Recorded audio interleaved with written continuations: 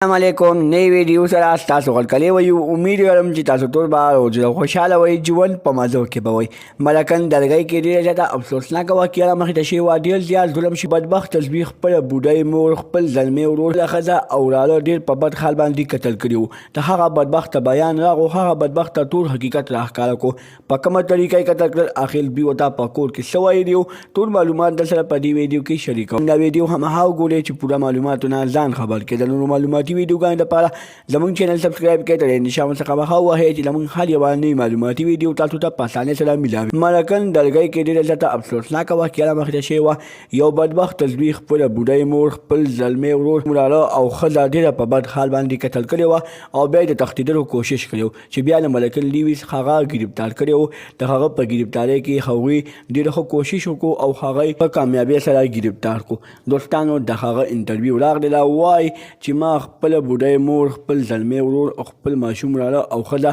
خو په هوش او اواز کې قتل کړي دي زه خو په ځان باندې پوه شوی یم نه ما نشه کړې ده او نه نشه کومه خو زه د ایف سی اخلکار یم هغه وخت کې زما دماغ او کار ونه کړو ما په دوی باندې ډزې وکړلې او ډېر په بد مرګ باندې مې قتل کړې دوستانو دغه ملکن لیویس ته پکار دي چې دله ښه بدترینه سزا ورکړي او داسې سزا ورول کړي چې ټول نوجوانان هغه سزا ته داسې وګوري چې هغوی نه یو عبرت واخلي چې بیا نور چا سره داسې واقعي نه رامخې ته کېږي دوستانو وایي زما دماغ او کار ونه کړو چې د دماغ او کار نه کوو دا به تښتېدو نه خو دوستانو د تښتېدلو کوشش وکړو پولیسو له پکار دي چې اول د پوسټ مارټم وکړي ډاکټر ته یې میډیکل رپورټ یې وګوري د هغه میډیکل رپورټ نه بعد دله ښه بدترینه سزا ورکړي د نورو معلوماتي ویډیوګانو لپاره زموږ چینل سبسکرایب کړئ د نشان څخه مخه ووهئ چې زموږ هر یوه نوې معلوماتي ویډیو تاسو ته په اسانۍ سره میلاویږي والسلام